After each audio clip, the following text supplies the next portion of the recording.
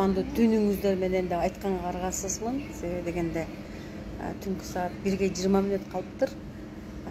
Түз эфирде кайрадан мен Алтынай Арстанбекова. Шамалды Сай шаарчасынан атайын Орозбек эже келген экен. Анан деген 1 саат 2 саат мурун жолугуп сүйлөшүп отуруп, анан түз эфирге чыгабыз деп отуруп түнкү саат 1 болуп кетиптир. Айла жок, чыкканга аргасызбыз. Эгерде уктай элек болсоңуз, бизди түз эфирде көрүп коюңуздар. Анткени Орозбек эже түз эфирге чыгып, ушул Шамалды Сай шаарчасындагы коррупциялык иштерди айтканы келди эле, атайын келип, мени издеп келип таап, азыр ушул түнкү саат 1-де түз эфирге чыкканга аргасыз болдум. Ал үчүн алдын ала кечирим сурайм. Азыр уктагандын ордуна биз түз эфирге чыгып атабыз. Менин маңдайымда Орозбек эже отурат. Орозбек эже Шамалды Сай шаарчасынан кече мага телефон чалып, көп болду издегениме, акыры таптым. Мени түз эфирге чыгарбасаң болбойт деди. Анан эл үчүн иштеп аткандан кийин эженин айта турган сөзүн түнкү саат 1 болсо дагы чыгарганга туура келди. Эженин үстүнөн 4 иш козголгон экен, эже. 4 иш козголгон экен. Ошол 4 иш козголгондо укук коргоо органдарынын коррупциялашып, коррупция тамыр жайып, аябай мындай 10 жылдан бери кыйналып кеткенин айтып келиптир эже. Орозбек эжеге сөз берсек, анда эмесе алдын ала суранып кетейин. Ушул түз эфирди бөлүшүп коюңуздар. Себеби дегенде баягы адам коррупционер, ууру же болбосо кандайдыр бир мыйзамсыз иштерге барган нерселерди түз эфирден чыгарсак, эффект берип, жыйынтык болуп, ал тарап мага чыгып, өзүнүн айта турган сөзүн айтып, же болбосо манча-мынча иштер кичине болсо дагы алдыга жылып атканы байкалып атат да. Демек, баягы мыйзамды бузган, коррупция иштерге барган, уурулук иштерди кылган, элге кыянатчылык кылган, кимдир бирөөлөрдү кордогон адамдар мындай абийири ойгонуп атабы, же болбосо ошого реакция кылып атабы, иши кылса жооп бар да. Ар бир түз эфирде чыккан маселеге жооп болуп атат. Мен ошого Кудайга 1000 мәртебе шүгүр айтайын. Жооп болбой, сен ким элең, булар ким эле деп билбей койсо эмне кылат элек да. Келиңиз элесе Шамалды Сай шаарчасындагы коррупциялык иштерди айталы. Саламатсыздарбы? Ушу бардыгыңыздарга мен кайрылуу жасайын дедим эле. Ошо жакыныраак отурасыз беже? Элек Көйгөйүн коомдук бирикмесинин мүчөсү боломун. Ошо 7 тубандын элдин атынан, анан жамааттан өзүмдүн дагы ошо болуп жаткан 10 жылдык көз жаш менен ошо кайрылууну туура таптым. Себеби мына биздин жакыныраак отуруңуз.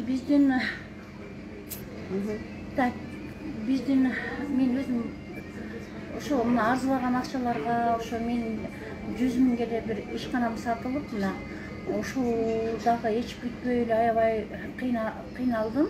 Кечирип коңуз, мына эгерде өзүңүз бир аз толкунданып атсаңыз, мен сизге сурайын, ошол суроолорго жооп берип койсоңуз. Сиздин үстүңүздөн 4 иш козголуптур да. Ошол боюнча ар бирин бирден санап туруп, анан эмне үчүн козголгонун айтып кетсеңиз да, кимдер козгоп атат, эмне үчүн, кимдин бутун басып алдыңыз эле, эмне үчүн сизге мынча каршы болуп калышты? Себеби каршы болгон булардын максаты бүт үйүнөн алуу. Көчөгө 4 бала менен кууп чыккан, күйөөм жолдошум өтүп кеткенден кийин мен 4 бала менен көчөгө кууп чыгып, үй жайымдан толук мени ажыратып, ошо баккан өгөй эле балам Эралиев Мирлан деген бала ошол көчөгө кууп чыгыптыр, мени сотко берген. Мен ошол маалда аябай оор акыбалда болчумун. Ошол 2010-жылы дагы бир тууган сиңдиме кафени карызыбыз бар болгондуктан кафени убактылуу өткүзүп турганбыз. Бир тууган сиңдиме кредит алып берүү боюнча бул кафени баягы өзүбүз куруп иштетип келе жатам ушуга чейин. Так, ушуга чейин иштетип келип атам. Ошо бала бизде кулчук, мен сотко берип, бүт максатына жетүү үчүн 10 жылдан бери ушу сот бүтпөй Кыргызстанды 99 жолу айланып, райондон областтан Верховныйга болуп эле 99 жолу сот болуп туруп, 75%-ин өзүнө алып, мага 25% мага койду да. Себеби ал үйгө менин каражаттарым, өзүмдүн эмгек мээнет менен ошончо бул жагына 2 этаж үйлөрдү кургам, сарайларды салдык, бүт баня бардыгы салынган да үйдүнчү. Булардын ошо булардын ошибкасы ошо жолдошумду Бишкекке алып келип туруп, булар ошо кандай болуп өлгөнүн билбейм. Эч кандай эксперт кагазы жок. Бул жакта өлгөн, суд экспертинин кагазын мемеден алышканда, Шамалды Сайдан Султанмуратова Назгүл деген врачтан алган да. Күйөөндүн жолдошу Дарылайбызды алып келген. Бияка дарылайбызды алып келип тургандан кийин кандай болуп өлгөнүн билбей калып атпайбы мен жолдошумчу. Орозбек эже кечиресиз, баягы мындай да. Мага ошондой проблемалар менен көп кайрылышат да. Тиги жолдошум каза болгондон кийин кайын журтум үйүндү тартып алды. Анан кийин деген эмне бүт туугандар менен ушинтип уруштум, анан тигиндей мындай деп көп кайрылышат да. Анан кийин деген бул деген жанагындай адамга ыйманды бере албайт экенбиз да. Адамды зордоп, ыймандуу, мыйзамды сыйлаган, жөнөкөй, адамгерчиликтүү адам кыла албайт экенбиз да. Бул деген баягы жарандык иш болуп калып атат да. Эми ошол болор иш болду, боёсу канды дегендей, сиздин ишиңизди сотко өткөрүп тергешти, бирок деген ошол ишиңиздин аягына чыкпай, ошол ишиңиздин жанагындай курчуп кетишине, ошол ишиңиздин Шамалды Сай шаарчасынан областка, анан район жогорку сотко айланып келишине ушулар себепчи болуп атат да. Кайра сизди сотко сүйрөп, убактыны өткөрүп, сизди нерв кылып, ден соолугуңузду алып, убактыңызды алып атышат да. Ошол адамдарды айтып кетсеңиз, мисалы үчүн. Эми ошол адамдар мына 99 жолу сот болду да. Бул соттордун баягы себеби булардын музыкасын ойногону бу жерде мен ойлойм акча рол ойноп атат да бу жердечи. Соттор мисалы, укук коргооногу, Ташкөмүрдөгү мисалы, ГОБУдагы органдарга деле кайрылган. Эч кандай жыйынтык болгон жок. Ошолордун аты Ташкөмүрдө ГОБУда мисалы начальник Козыкеев деген бар, Ташкөмүрдө начальник ГОБУда. Атын билбейсизби? Азен да, Ташкөмүрдүн ГОБУдусу. Андан сырткары жанагы Камалбеков Канат деген тергөөчү, Арсен деген тергөөчүлөр бүт ушул ишти туура эмес алып барып, ушулардын туура эмес жанагы коррупциянын өтө мындай уюп мөмөлөп калган жагын мен ушундан билдим да. Себеби азыркы күндө дагы мына бул бир сотум, экинчи соту жанагы бир ишкананы 3 адам талашып атат да. Айдаралуу Алымсунду бир тууган сиңдим 100 миңге Кожобеков Алимжанга сатып берген да, 100 миң эле арзылап акчага. Кайсы 3 адам талашып атат? Мына биринчиси Айдаралуу Алымсуна, экинчиси Кожобеков Алимжандын баласы талашып атат. Үчүнчүсүндө Эралиев Мирлан жана баккан өгөй балам ошо бүт тиги үйдүн да 75%-ин алып, мага 25%-ин коюп, кайта дагы ишканага да кол салып атпайбы? Анан мен үйүңүздү тартып алды. Үйдү тартты. Ал үйдөн мен 3 күндө эле кууп чыккан 4 балам менен. Мен ал жерде квартирант болуп, азаттуу жашоолорду башына өткөрдүм. Үйдөн кууп чыккандачы, үйүңүздү тартып алган мыйзамдуу деп эсептейсизби? Мен мыйзамсыз деп эсептейм. Себеби бала бул өтө мындай иштерди көп кылганда, кылмыш иштерин кыла берген, кайрылган күндөрдө эле Ташкөмүрдүкү жаап кое берген да. Менде бүт бар кагаздар бар да. Ташкөмүр шаарынын соту, прокурорго, Кыргызстан боюнча даже мен президенттерге, жогорку кеңештерге чейин кайрылгам. Меникини эч карабай койду. Эмнеге карабай койду? Мен ушундан абдан капа болдум. Эже ошону үйдү өзүңүз салып, өзүңүз куруп, өзүңүз карап, ар бир үйдүн устундарын, ар бир кирпичин өзүңүз койгонуңузду, өзүңүз курганыңызды далилдей алдыңызбы? Далилдей алып көрсөтүп деле бердим. Мен үйдө 2004-жылы бүткөнмүн. Бул бала болсо, мени болсо минтип сотко берген. Апам курганда, апа азыр 97-жылы өлүп атат. Мына ушул жерден дагы бала жалган факты менен берип туруп, Ошону соттагы, тергөөчү дагы карап туруп, анан кийин карабай койду. Далилдер болсо дагы эч кандай сотторго кызыкчылык болбоду. Толку ошо музыканы ойной берди да, ошонун эле сценарийин ойной берди. Спектакль ойношту да булар. Мен соттордун эми ошол спектакль ойногон соттордун аттарын милиция, прокуратура, соттордун ушул Ташкөмүрдүк, областтык, Верховныйдык, эми бардык фамилиясын жатка билбейм мен. Орозбек эже тез эфирге келгенге жараша ошол мыйзамсыз иштерди жасаган адамдардын фамилияларын айтсаңыз жакшы болот эле. Фамилиясын Ташкөмүрдө соту биринчи Абдулхафизова деген караган, ал аялды өтүп кетти да. Экинчиси областтагы соттор ошолор карашты. Андан кийин Верховный карады. Кайта эле районго кайта эле ушинтип 99 жолу айландым да эми. Бардыгын наист айта албайм, бирок мен бардыгын жазып берем да. Бул боюнчачы. Ошону деген жазып берсеңиз болмок. Азыр айтышыңыз керек эле да ошол соттордун фамилиясын.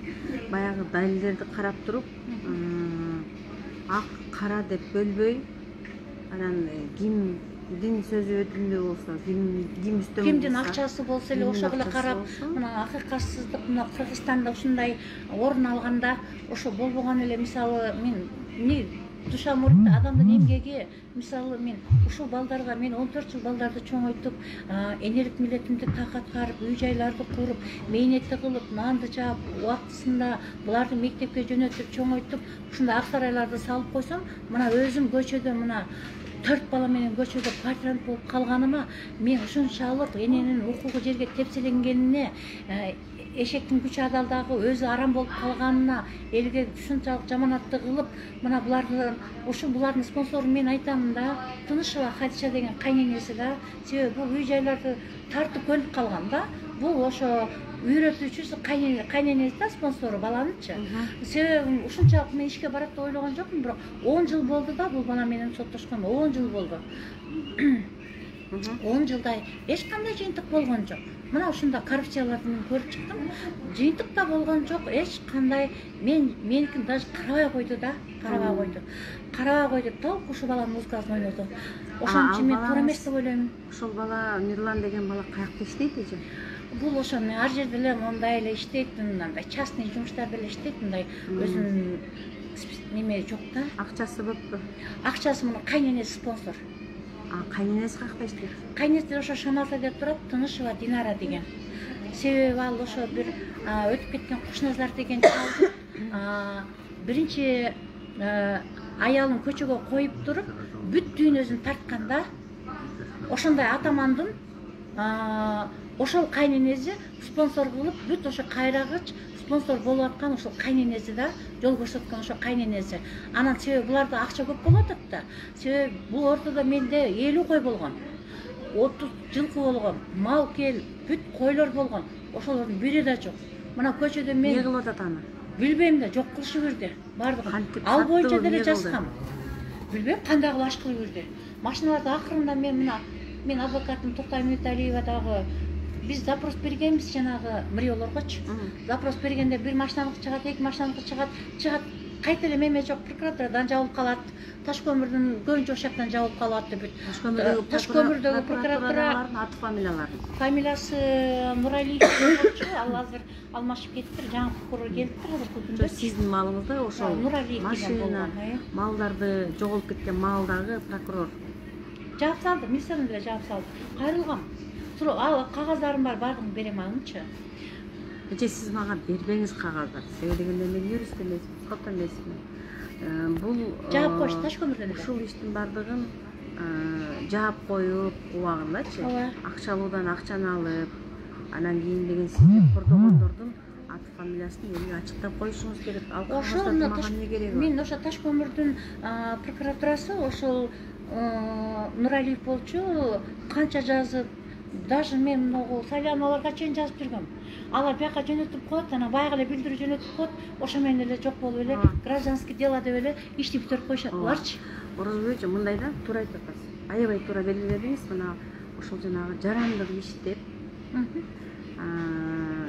баягы аймактардан, достор, аймактардан бир иш болсо, баягы аймактарда тааныш-тунуш кылып, билиш кылып, кыйын тыпырлуу адамдар болсо, жана иштерди жаап, же болбосо ошол кыйын тыпырлуу адамдарга чечип берип аткан окуялар көп да. Анан ошолор Орозбек эже окшогон кыйналгандар бул жакка чоңдорго кайрылат да, ошол башкы прокуратура, башкы прокурорго кайрылган, анан жогорку сотко, анан кийин деген ошол МВД министрге кайрылышат. Ушул силердин сотрудниктериңер моундай мыйзамсыз иштерди кылып атат, силер деген мыйзам чегинде карап бергиле деп жөнөтсө, бул жактагылар эптеп-септеп кутулуш үчүн кагазды кайра ылдыйга жөнөтүп коет. Кайра ошол аймакка жөнөтүп коет. Анан кийин деген ал нерсе кайра дагы созулуп, кайра дагы айлана берет. Сот иштери кайра айлана берет, процесстер кайра айлана берет. Эми Кыргызстан 30 жылда ушунчалык деңгээлге барып калыптыр эже. Бизде деген мына айтып атпайсызбы? 14 жашынан баккан болду. Ошол баланы 14 жашынан баккан. Кичинеси 4 жашта болчу. Буларга 14 жылдык өмүрүмдү сарптап атам. Менин майли, мен аларды бакканыма, чоңойтконыма эч качан өкүнбөйм. Просто мен 4 бала менен көчөгө чыгып, корлук көрсөтүп, дүйнөнү тартып, бул жаман катын деп элге жаман көрсөтүп койгондугу. Анан кийин булар өздөрү жакшы адам болуп, мени ушунчалык элге жаман көрсөтүп, жек көрсөтүп койгон да буларчы. Себеби булар дүйнөнү алыш максатында. Булардын эң бир үйрөтүүчүсү айыл өкмөтүнүн жанагы секретары да бар. Булар не только бул эмес, мал мүлктү тарткандан дагы мына жолдошумду ушул жактан өлтүрүп кайта алып барганын билбейм, эксперт эч кандай кагаз жок. Анан дагы бул аял карабай койгон дейт. Мен бизде 2 миллион карыз болгон. Ички сырткы 2 миллион карызды төгүш үчүн мен күйөөм инсульт болуп калган. Инсульт болуп, мына ошондон күйөөм өлүп кетип атпайбы? Ошону булар билип туруп, мени көчөгө коюп туруп, муну жок кылып беребиз деп ойлогон да. Жок кылып беребиз деп ойлоп туруп, ошондой эле кайрылган күндө деле ошол мына Сайлановаларга, Жогорку Кеңешке, президентке, укук Мемет Токтогул Туманов, жана сот укук маселелеринин төрагасы Токтогул Тумановго чейин кайрылгам. Эч кандай эле баягы эле билдирүү, баягы эле тема кайталана берген да. Ошо бул Кыргызстанда 30 жылдан бери мага ошо көз ачкан токондоп толтурат. Кыргызстандачы ошол аймактан жогору жакка арызданасыңар. Жогору жак болсо деген тиги кайра аймакка жөнөтүп коет дагында, ошентип эле кайра аймак жаап коет. Баягы эле көрүнүш кайталана берет. Анан ошондой болуп эч кандай жыйынтык болгон жок. Мына бул бир сотум ушундай болду. Бул бирөө. Экинчиси жанагы бир ишкананы 3 чычкан талашып атпайбы? 2010 жылы ошо бир тууган сиңдиме мен өткөргөм да. Өткөрүп, баягы ошо карштарды төлөй албай кыйналып турган учурубузда бир тууган сиңдиме өткөргөм. Анан сиңдим ошол кафени эле залогко коюп 100 миңге, залогко коюп туруп эле Аман банктан кредит алып берет. Аман банктан кредит алып берет 400 миң. Аны деле төлөйм. Биякта магазин болгон, магазинде сатып, мен өзүм саттым аны. Магазинде сатып, төлөп берем. Мына магазин менен да ажыратты. Анан кафени бул баягы мына ошо өгөй балам ошо сотко бербегенде бөйлөктөн шыйрак чыкпайт эле да. Сиңдим шак залогко койгондагы кафени Кожобеков, Айтбек, Алимжановичке 100 миңге эле сатып берет да, 100 миң эле болгону. Мына ошондогу сөздөрдө диктофондо бар бардыгы. 100 миң эле. Анан бул киши менен акча талап кылат. 150 миң бер деп. 100 миң сомдук кафе өзү канча турат? Ал чоң 4-5 миллионго кетет ал кафе. 3 миллиондон жогору кетет ал. Чоң кафеби? Чоң. Типа чоң. Эми кафе бардыгы бар да. Условиям бар да. Мен өзүм условия түзгөм да, менетим менен. Бүт бардыгын өзүм ошентип балдарым багып атам да. Биринчи иш өгөй балаңыз сизди жашаган үйүңүздүн 75% тартып алды. Ооба. Экинчи иш жанагы ошо ишканам боюнча, кафе обжорка боюнча. Ошону дагы тартып алды. Аны да сотко берди бала. Себеби баланын жала элекпи? Эми ошол бүтпөй атат да азыр. Сизде? Азыр менде. Кантип тартып алат эгерде документально сизде болсо? Мен документальный, менин баягы первичный строительный документ. Өзүмө буйрук чыккан. 4 балам үчүн организациядан буйрук чыккан. Андан биягына ошо жерди сатып алган өкмөттүн буйруктары, ошо первичный строительный документтер, оригиналдар бүт өзүмдө. Анан жанагы менин фамилиямда болгон да. Анан болгон мен бир тууган сиңдимге суранып туруп, кредит алыш үчүн жолдошумдун суранычы боюнча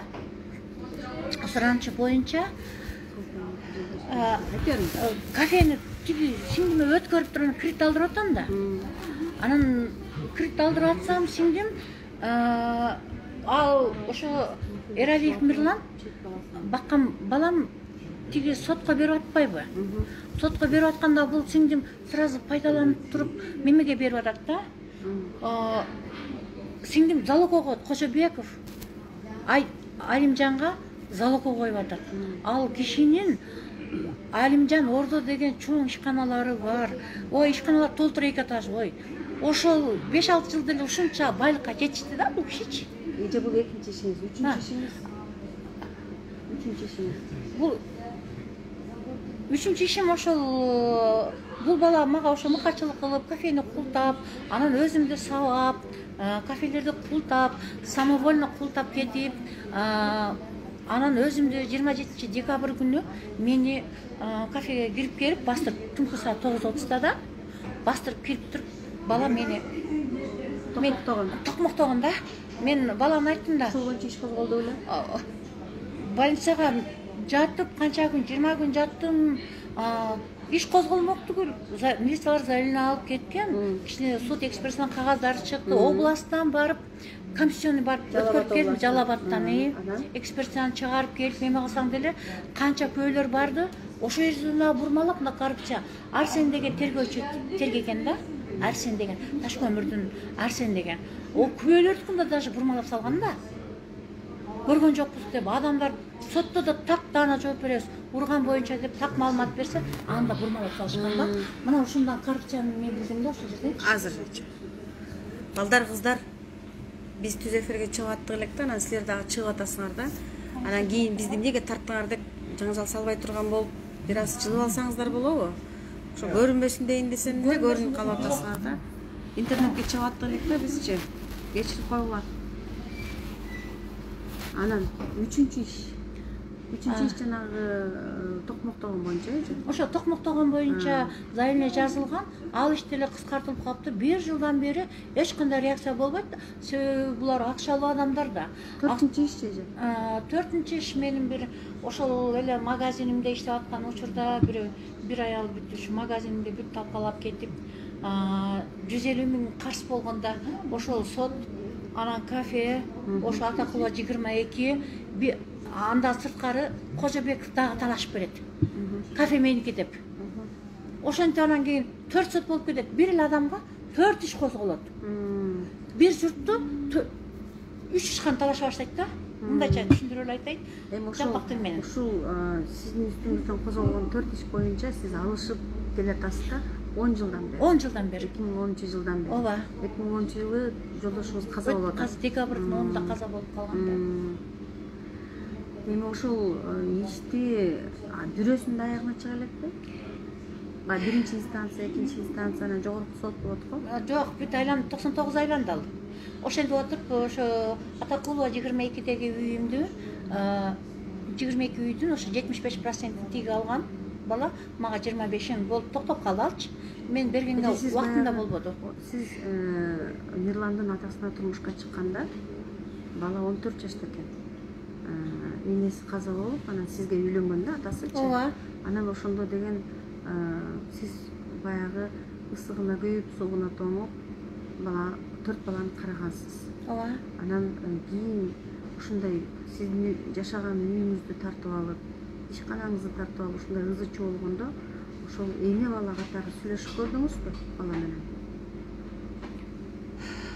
Бул бала баягы кылмыш жарата берди. Жок, себеби бул бала мурунда тиштерин сындырып, атасы тирүү мезгилинде дагы мага кол көтөрүп жүргөн да бул балачы. Кол көтөрүп ошондо эле күйөөм тирүүндө эле бул башталган бул конфликтичи. Анан кийин эле бул бала ошо жана 9 класстын кызын бузуп коюп, ошо кызга той кылып мема кылдык да. Той кылып кызды алып бергенге биз мажбур болдук. Себеби ишти жабыш керек, мирозоглашение кылыш керек. Антпесе несовершеннолет уже бойна отуруп койгон да. Макул эже жанагычы ошо сизди сотко берип кыйналып, сотко сүйлөп, нерв кылып аткан моменттечи балам кичинекейимде мен бактым элем, энелик милдетин аткардым элем, өгөйлүк кылдым элем деп мындай сүйлөшүп көрдүңүзбү? Эми сиз деген чоң эле эжесиз да, ал болсо жаш бала болуп атпайбы? Жок, аларды жапжашнакай эле багып өстүргөн.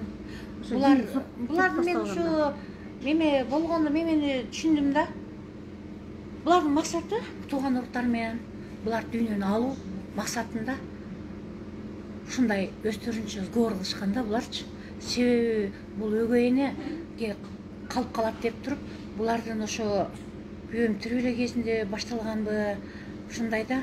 Бул көрсө ошо баягы рахматы күйөөмдү жолдошумду чакырып алып, буларчы нотариустарды чакырып алып мажбурлаптыр да, мынага завещание калтырасың депчи. Анан жолдошум ошо инсульт болуп да сүйлөй албай калган учурда дагы жок, себеби биздин карыз бар, балдарым жаш, аялым төгүп атат ушул карыздарды. Мен койбойм. Ушунчалык акыл эсен ажыраса да, инсульт болсо да койбой коюптур да. Анан жолдошум айтты, документиңе бекем бол, мунулардын ниети бузук деди. Булар сага жакшылык көрсөтпөйт, мен өлгөндө дагы деди. Мен балама дарме кылып берейин деп меме кылса паспортун таппай калдык да. Нотариуска бардык. Юлдашевага бардык биз. Ошо жазып бер, кенже баласы баары атадан кенже балага өзү кыргыздын салтында бар го. Кенже бала калат. Өзү кенже баласын жолдошум жакшы көрчү да. Анан акырында ручка менен жазып берип кетти да. Жок дегенде ушул болсо да сүйлөсүн депчи, паспортторун көрсө бекитип, тирүү кезинде эле бул башталган экен. Ошол эже жолдошуңуз каза болоордун алдында өзүнүн сөзүн айтып кеткен экен да. Документтерге итят бол деген. Документтерге итят боло алдыңызбы? Боло алдым, документтер менде бар, турат азыр ошол үйдүкү. Ошол документтер турса деле анан соттон жеңип алып үйүңүздү, кафеңизди тартып алыштыбы? 75-ин алып ошо үйдө 10 жылдан бери 10 жылдан бери. 10 жылдан бери жашап атат. Даже мен ал жакта мындай имущество кийим-кече 30 жыл тапкан көр жерим бар да. Ошолорго чейин бербей, полный тартып, көрсө булардын максаты ушу тилегине жетиш керек экен да. Себеби булардын музыкасы ойнолуп, булардыкын бүт Кыргызстан боюнча аткарды да. Мына мен ушунда коррупцияны билдим да. Мен ушуну сездим. Себеби ушулар деле жок дегенде эненин укугу тебеленип калыш керек. Эненики каралыш керек эле. Эненикин карамактуу сотто карабай койду. Айтып ыйлап турсам да карабай койду. Мен себеби бул соттор бүт акчага, бюджеттеги малынга, коррупцияга, малынга Кыргызстанда акыйкат жоктугуна мына бизге окшогон энелер көз жашын көлдөтүп, мына көчөдө жүрөбүз. Мына сөзүңүзгө аралж эже, достор, мына түз эфирди көрүп атасыздар. Сиздерге чоң рахмат. Түнкү саат 1 болсо да түз эфирди көрүп атасыздар. Ушул түз эфирди бөлүшүп коюңуздар. Себеби дегенде мына 4 баланын энеси ыйлап отурат, өзүнүн багып чоңойткон балдарынан кордук көрүп атат. Бүт туугандардын арасында эне баланын, ата баланын ортосундагы чындыктын жок болгону аз келгенсип, ошол чындыкты укук коргоо органдары да тебелеп атышат да. Ушунусун аябай мен күбө болуп, күн сайын ошол мага келип эфирге чыккандардын окуясына күбө болом. Анан ошого жүрөгүм ооруйт. Бул деген аябай жаман нерсе. Сизге сабыр тилейм эже. Канча көп нерсени башыңыздан өткөрүптүрсүз. Балдары ушул багып чоңойткон балаңыз дагы ушундай кордук көрсөтүп атыптыр. Сиз жашыңыз 60ка тайып калса дагы эми буга чейин күчтүү болчуңуз, мындан кийин да күчтүү болуңуз. Себеби дегенде ушул эне баланын, ата баланын ортосундагы мүлк талашуу деген бул тамыр жайып, кенен тамыр жайып кетиптир. Достор, жанагы буга чейинки түз эфирге чыккан биздин жарандарыбыз айтат да, адам өлүп атса дейт, адам өлүп аны көмөлөттө дейт эже. Көмөлөттө баягы мал мүлкүн талашат дейт да. Өткөндөгү жанагы контейнерде жашаган эженин мүйөзү өлүп калса, жалгыз уйун кайын журту тартып кеткен. Үйүн тартып алышкан. Жана Жумгалдагы адам өлүү боюнча окуясында дагы адам өлүп атса, келип алып, эми аял өлүп калса, бала күйөөсүн калап соттоп кабайт да дегенсип, ушунун мал мүлкүн да алып кетишкен учурларды угуп алып жүрөгүм ооруду. Эми ушул кичинекей бир оокаттан, мүлктөн өлүп баратат окшойбуз дечи. Ошол нерсенин баарын адам эмне кылат? Адамзат ошону эмне кылат? Бара турган жерибиз 2 метр жер го. Ал 2 метр жерге биз деген ошол кафени көтөрүп бара албайбыз. Ошол акчаны көтөрүп бара албайбыз. Ошол малды көтөрүп бара албайбыз. Ал тиги дүйнөгө эч нерсе өтпөйт. Керек болсо кийим өтпөйт да, биз кийим менен барбайбыз да, жылаңач төрөлүп, жылаңач бойдон кетебиз да. Ушул кыргыз эмес, адамзатында ушундай нерсе бар экен да. Өлгөндөн кийин мал мүлкү талашып, тартып, жулмалап кетмей биз адамзатында бар экен. Эми жанагы ушул бир туугандардын ортосундагы, эне баланын ортосундагы кызы чууга биздин укук коргоо органдары дагы мындай мыйзам чегинде баа бере албайт да. Анан сот кандай чечилсе дагы, мисалы үчүн мындай окуялар бар дечи, жакшы чечилген, мисалы үчүн мыйзамдуу чечилген сот өкүмү дагы аткарылбайт да биздечи. Ооба. Баягы сиздин пайдаңызга эмес, тиги тараптын пайдасына чечилип калган сот өкүмү негедир аткарылат. Сиздин пайдаңызга чечилген сот өкүмү негедир аткарылбайт да. Ушундай бир чындык жок да, адилеттүүлүк жок, акыйкаттык жашабайт да.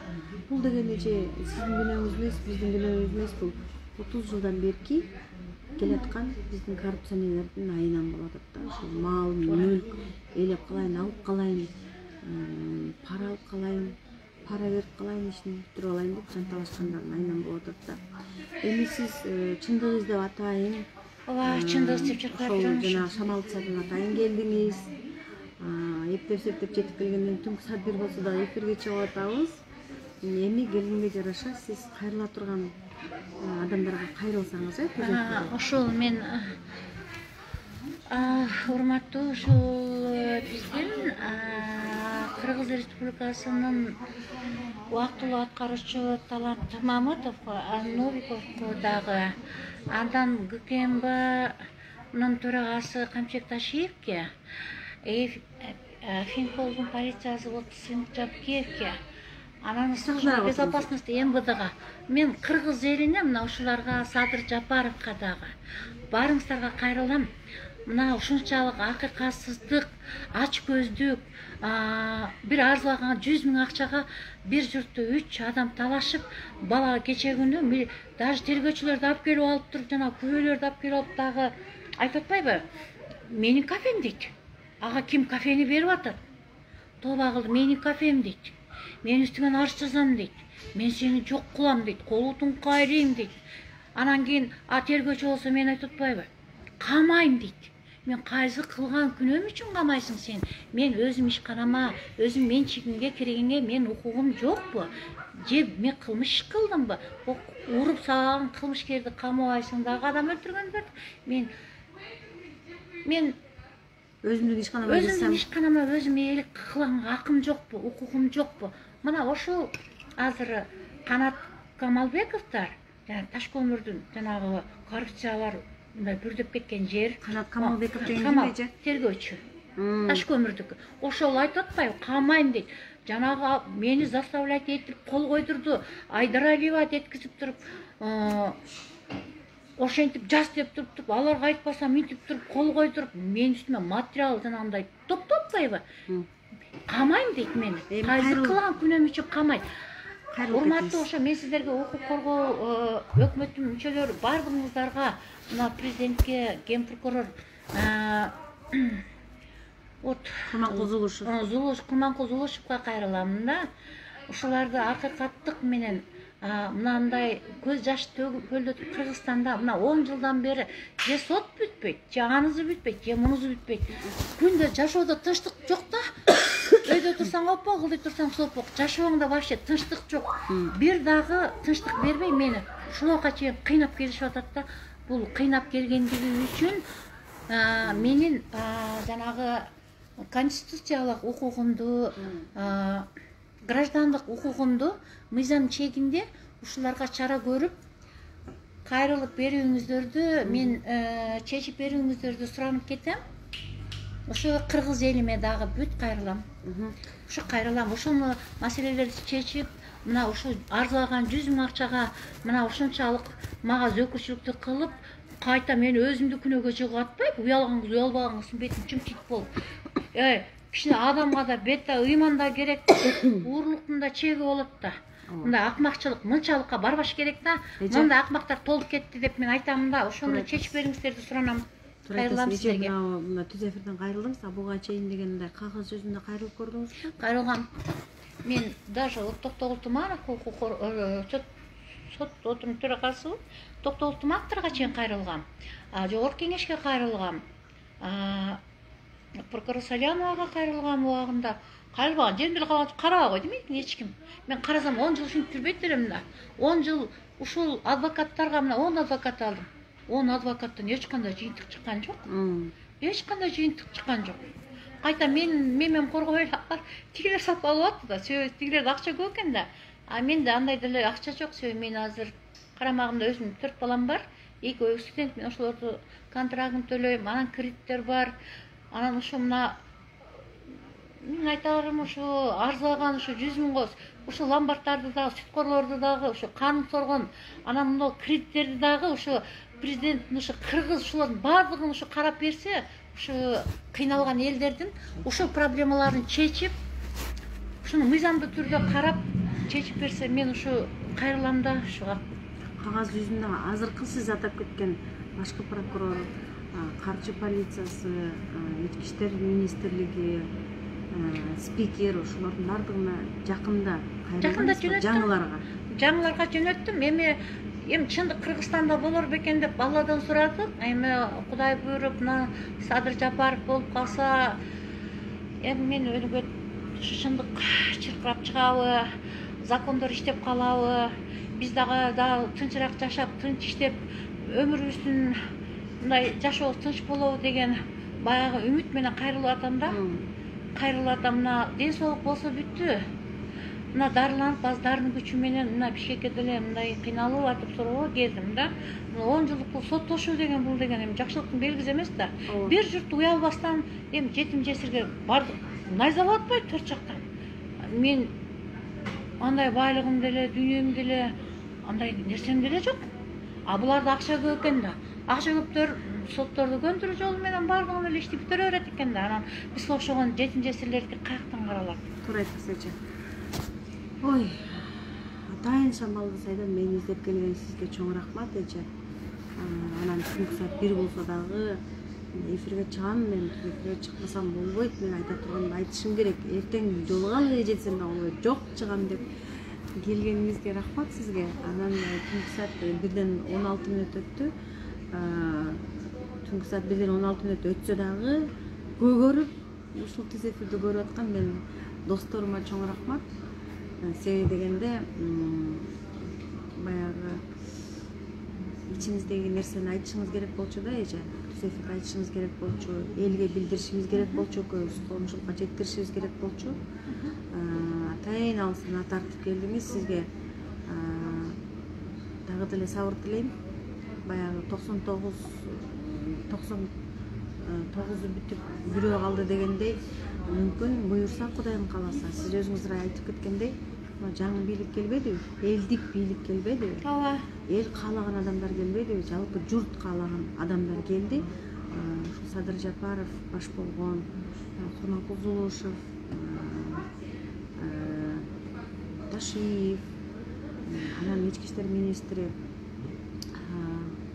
Улан Найзабеков, фамилиясы Найзабеков беле. Ушул агаларыбыз буюрса Кудайым кааласа сөздөрүнө туруп жакшы иштеп берсе, сизге ошо кыйналгандар чындыкка жетет болчу да. Буюрса Кудайым кааласа Кыргызстанда акыйкат орнойт, адилеттүүлүк бизге жетип келет.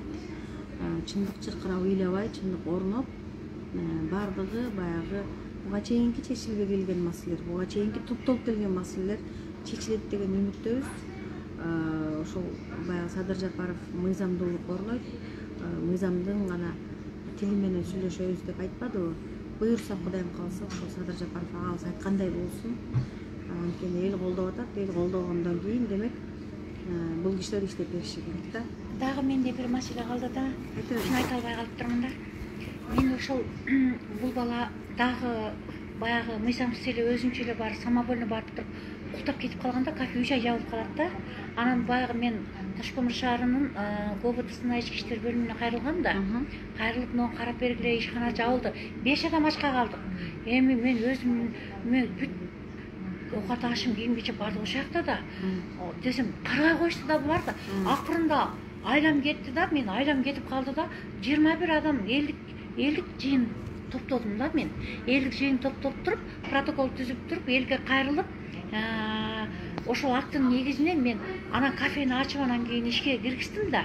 Эми ошол 21 адамды Канат Камалбеков деген тергөөчү мени заставлять этип кол койдурду деп менин үстүмө материал даярдап атат мынакей. Караңыздарчы, ушул адилеттүүлүкпү. Себеби мен ойлойм, тигинин заказын аткарып атат. Тигиде акча көп да. Кожобеков Айтбекте акча көп. Себеби тигин музыкалык кызчылыгын коргоп атпайбы? Бул жерде реально караса болот болчу да. Кантип мен 21 адамдан мен заставлять этип аларга кол койдурам. Бул акмакчылык да.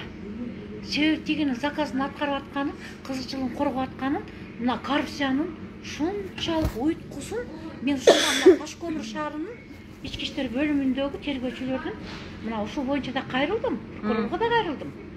Жаңы министрге кайрылдыңызбы? Аларга дагы уже жөнөттүм почта аркылуу, эми алышат алар дагы. Бул боюнча жанагы вот уж тергөөчүнүн вот именно жана МВД служба безопасности барбы? Ушуга жаздым менчи.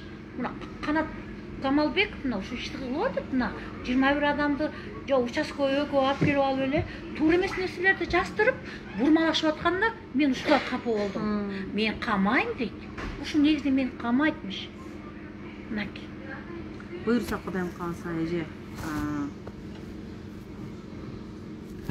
баягы акыйкаттык орноп калат деген үмүттө жүрөм да. Мен дагычы мага канчасы арызданып келет, канчасынын тагдырын угуп, проблемасын угуп, жүрөгүм ооруйт да.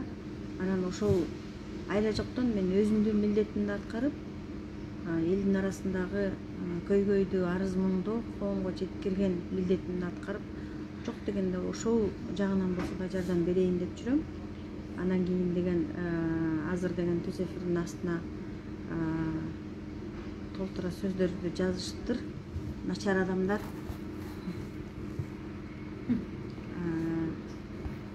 кимди айтып атат? Ушак кууп деп балага тиешелүүсүн берип кутулбаса кыйын болбойт. Антип кенже баласына салт боюнча калат дебей Раматыл күйөөңдүн алда баласы аны түшүнүңүз деп. Буга эмне жок ушак кайраштыруу менен эле бирөөнү жамандаган эле көрүп угасың дейт. Чуйская долина деген профилден жазып атат да. Мен ушак кайраштырып жүрөт экенмин. Бирөөнү жамандап жүрөт экенмин. Эми бул адамдардын деңгээли кандай? Бул адамдардын деңгээли өтө төмөн. Өтө төмөн. Себеби эгерде буларга баары бир да. Баш оорубаган менен иши жок. Ошондой да булардын башынан мындай ситуация өтпөсө, эгерде бала акылдуу бала болгондо атасынын арбагын сыйлабайбы? Себеби onu эки бир тууган кайкылып барат. Эки бир тууганда. Бирөө ошол эле жазып атат. Раматыл күйөөңдүн арбагын сыйла, талашса ичиң оорубай, бизнесинди бөлүшүп берип, ыраазы кыл. Ал бала да бактылуу болсо тийиш. Мүмкүн кыйналып жаткандыр дейт. Кыйналбай эле мунун кайненесинде 5-6 үй бар. Бишкектен, тияктан, бияктан, ошол байлык үчүн бала көп, сотторду акча менен камсыз кылып атат да. Болбосо кантип соттор ошо 14 жашар, мен келген 14 жашар бала кантип ошончо үй-жай курганга доходу жетет? Бу жерде сот деле адамдын, аялдын деле укугун, энелердин укугун коргош керек эле да. Мен ошон үчүн канча талап кылып чыктым. Керек болсо мен Акипресстен дагы 4 мемеден чыктым. Прямо чыктым. Жыйдык деле болгон жок. Эч кандай жыйынтык реакция болгон жок. Эгерде бала акыл болгондо бул үчүн дагы мына атасынын арбагын сыйласа, бир тууганын сыйласа, муну эшикке барбайт эле да. Мен деле энемин да ушунча чоңойтуп, балдарды өстүргөндөн кийин менде деле мээрим бар да. Мен деле балдарга бермекмин жакшынакай сүйлөсөчү. Анан сенин деле доляң бар деп турчу. Булар полный тартып алыптыр. Бул ким? деп туруш ишке барып атпайбы? Мен ошого душам орду да, мен байлыкты го адам табат. Байлыктычы адамды бир чыккан мен чыккан көңүл ордуна келбейт да. Мен карап турсам, мага ошо ыйлагандар толтура экен, бирок ар ким кылса Кудай алдында мыйзам чегинде жооп бериш керек эле. Ошол акыйкаттык Кыргызстанда мыйзам иштебегендигине ушул макшагындар кыйналып, көзүнүн жашын көлдөтүп, мына 10 жылдык деген бул мировой бул согушта. 10 жылга эч ким тутуштук бере албайт. Адам өлүп калат. Мен өлгөн жокмун, бирок тирүү жүрөм. Туруштук берген сизге Кудайым күч кубат берсин. Жанагы көп нерсе өтүп кеттир, 10 жылда көп нерсе өтүп кеттир, эми азы калды. Жаңы бийликтен элдин баардыгы көп нерсени үмүт этип атат. Үмүт этип атат. Ошол үмүтүбүз үзүлбөсүн. Жаңы келген адамдар элди багам, элди кыйынчылыктан алып чыгам деген адамдар биздин үмүтүбүздү актасын деп тилейли. Буюрса Кудайым кааласа деп тилейли. Жаңы жылды неберелериңиз менен жакшынакай тосуңуз. Рахмат. Анан кийин деген буюрса Кудайым кааласа ушу акыйкаттуулук, адилеттүүлүк, чындык биз менен чогуу болуп калар. Мен өмүр бою чындыкты издеп келем. Өзүм үчүн эмес, эл үчүн издеп келем. Ошол чындыкка мен дагы жетким келет. Сиз дагы мына өзүңүздүн ичиңиздеги болгон нерсеңизди айттыңыз. Сиз менен кошо мен дагы чындыкка жетейин деп тилек кылам. Анан кийин деген ар бир ушул сот процесстери, ошол эле балаңыздын жанагы сизге кылган мамилеси, өгөй бала деп айткым келбей атат. Анткени мээрим төгүп чоңойттуңуз да, аны өгөй бала деп эсептебешиңиз керек.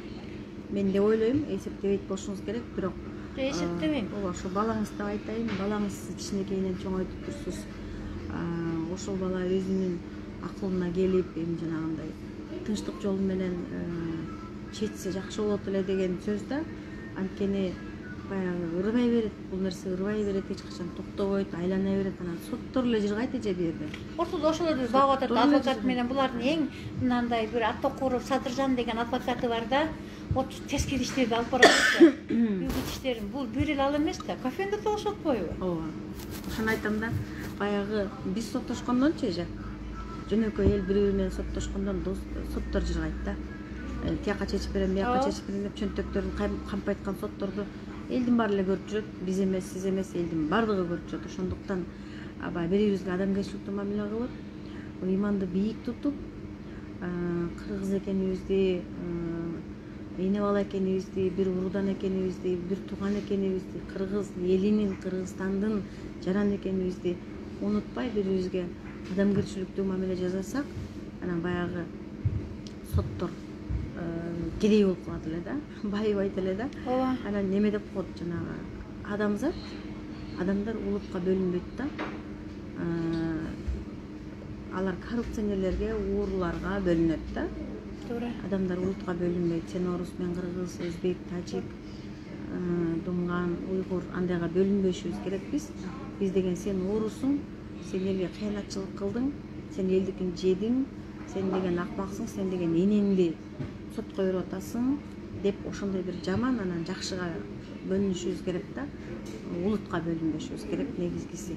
Бул деген эми сизге мен деген Кудайымдан күч кубат беришин тилейм.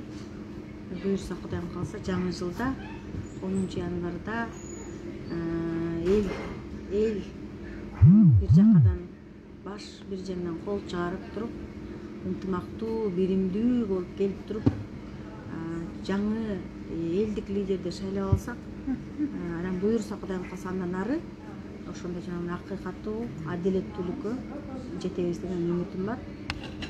Түнкү саат 1:27 өттү.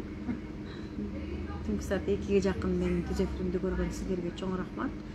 Башында суранып кеткендей дагы деле суранам. Ошо түз эфирди бөлүшүп коюңуздар, таратып бериңиздер. Себеби дегенде мага жардам сурап келген адамдардын үнүн коомго жеткирүү менин милдетим. Сиздер мага жардам берип таратып койсоңуздар, ошол эже айтып кеткен жанагы коррупционерлер, уурулар, байлыгына манчылык кылгандар, акчасынын көптүгүнө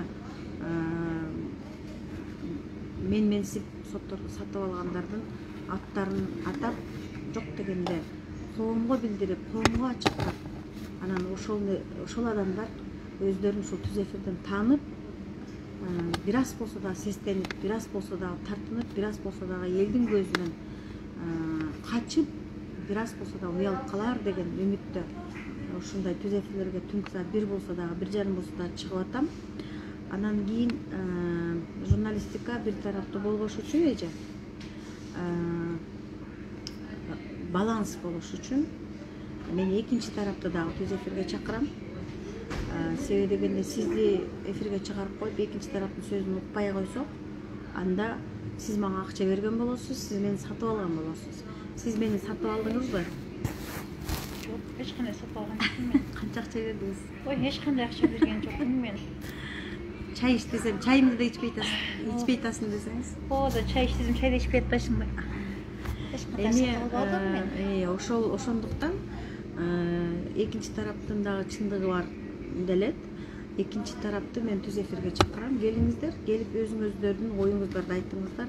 Бирок деген мен биринчи мага ыйлап келген адамдын сөзүн эфирге чыгарам. Себеби дегенде бул киши ак болгон үчүн коомго айтамын, ачык айтамын, кимдин ким экенин айтам деп өзү ак болгон үчүн биринчи издеп келет да. Биринчи издеп келет. Анан мен элестете албайм. Ушул жерде сизди кордоп аткан укук коргоо органдары же болбосо жана Мирлан деген жигит мен деген чындыкка жетишим керек деп мени издеп келбейт ал балачы. Чындыкка 10 жылдан бери жетпеген сиз канча айдан бери таба албай мени таап, анан кийин атайын Шамал Сайдан кече телефон чалып мен бүгүн эле чыгам, мен бүгүн эле барам, сага бүгүн эле жолугам деп келип калдыңыз. Ошондуктан баягы жаман комментарий жазгандан этят болсоңуздар. Себеби дегенде мен түнкү саат 1:30 ойноп чыккан жокмун. Түнкү саат 1:30 мага жардам сурап келген, алыстан тартып келген адамдар менен түз эфирге бекер чыккан жокмун. Келдиби түнкү саат 1:30 болсо да эфирге чыгайын деп бала чакамды үйгө таштап коюп, алар деген эмеге тиги кечки тамакка эмне жеди билбейм эже. Себеби дегенде мен сиз менен жолугуп жүрөм биякта. Анан ошол нерсени бааласаңыздар деп суранып кетем.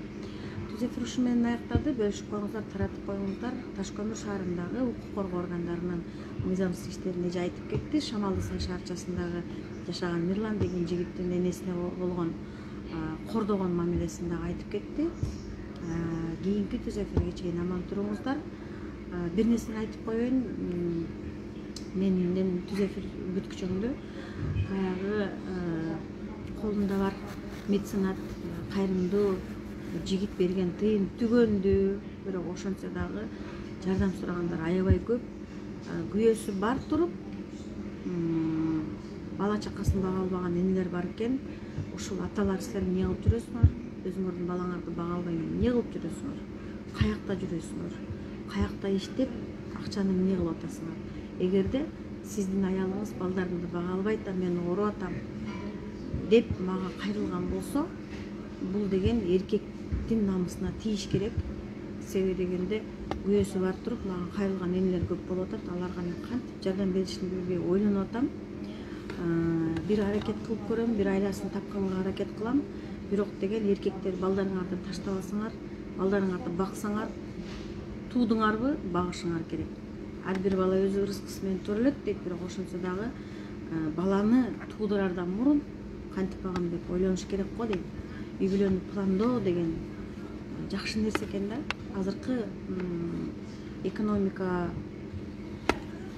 маалында, заманында баланы пландоо бул деген жакшы нерсе экен. Баланы пландап туруп, анан кийин ошону багышыбыз керек экен да. Эгерде бага албайсың, анда баланы туудурба. Түшүнбөйчү? Туура туудурба. Туудурдуңбу? Бак. Себеби дегенде ал аял сени сүйүп, сага бала төрөп берип, сенин үйүңдө сенин колуңда карап жашап атат. Айтайын дегеним ушул, мага жазгандар аябай көп, ооругандар бар, баласын бага албагандар бар, тамак аш сурагандар бар, акча сурагандар бар, дары сурагандар бар, көмүр сурагандар бар. Мен эми кантип уктайм? Эртеменге чейин ушулардын баардыгын ойлонуп атам. Бир айласын тапканга аракет кылам. Эгерде мен колуман келбесе, мен президенттин кызы эмесмин, миллионердин аялы эмесмин, бир тууган агам депутат эмес. Мен жөп-жөнөкөй кыргыздын жөнөкөй карапайым үй бүлөсүндө чоңойгон кызмын. Атам өтүп кетти былтыры. Апам үйдө инсульт болуп ооруп жатат. Менин колумда миллиондор жок. Миллиондор болсо эч ага эле таратып берип коймокмун. Ошондуктан мен бир айласын тапканга аракет кылам. Буга чейин Алтынай берип кой, мен атымды атаба деген адамдар бар эле. Ошондой адамдарды издегенге аракет кылам. Эгерде болбой калса капачылык жок. Себеби дегенде мен дагы жөнөкөй эле квартирада батирге төлөп жашаган жөнөкөй кыргыздын кызымын. Түнүңүздөр бейпир улансын, жакшы түш көрүп жатыңыздар. Эртең дагы кайрылып түз эфирден чыгышым керек, менин үйүмдү коомго жеткирбесем болбойт деген адамдар чыга турган болсо, анда мен дагы түз эфирге чыгам. Жакшы жатып туруңуздар, жакшы түш көрүп жатыңыздар. Кийинки түз эфирге чейин аман болуңуздар.